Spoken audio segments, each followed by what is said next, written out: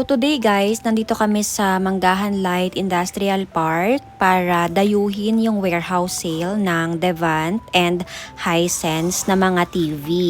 Once or twice a month guys, nagsisale itong kanilang warehouse. At ngayon nga, November 9 ay napasugod talaga kami dito kasama yung aking in-laws para mamili ng TV na iuuwi namin sa Mindoro. Kaya sa mga naghahanap ng TV dyan guys, especially Devant brand, dito lang kayo bumili sa kanilang warehouse sa Manggahan Light Industrial Park, Amang Rodriguez Avenue, Barangay Manggahan, Pasig City. Agahan nyo lang yung pagpunta guys dahil mahaba yung pila. At ayan, nag-a-accept din sila ng credit card, debit, and cash payment. At dahil pang number 16 pa nga kami sa queue, naglibot-libot muna kami dito sa kanilang showroom at tiningnan yung iba't ibang inches ng mga TV. At nakaka-amaze nga guys kasi sobrang mura ng TV nila, as in kalahati ng presyo sa mga mall. At sabi nga nila guys, ang brand ng Devant and Hisense ay lumilevel na din sa mga brand ng LG at Samsung. Kaya naman napakaganda talaga ng quality niya. At syempre available din sa kanila yung mga smart and UHD TV.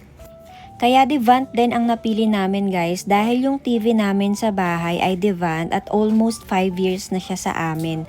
At wala naman kaming naging problema dito so far. Kaya talagang masasabi ko na maganda yung brand ng Devant. And disclaimer lang guys ha, hindi ako binayaran ng Devant and Hisense dito. Katulad na lang ng TV na to guys, 75 inches na siya pero 34,000 mahigit lang yung presyo niya. Pag sa mall mo ito binili guys, naku baka 50,000 mahigit pa ang presyo nito. Kaya naman sulit talaga pag sa warehouse ka bumili. At syempre guys, hindi lang TV yung nakasale sa kanila, meron din sila ditong mga soundbar or speaker.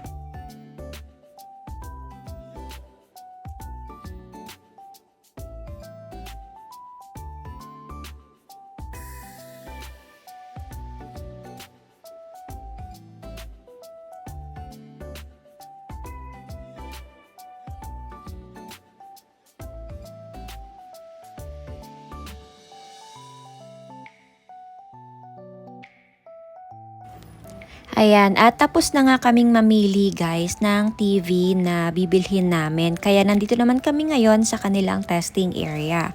Syempre, bago i-out yung mga binili mong TV, kailangan munang i-test yan para ma-make sure na working talaga yung mga TV.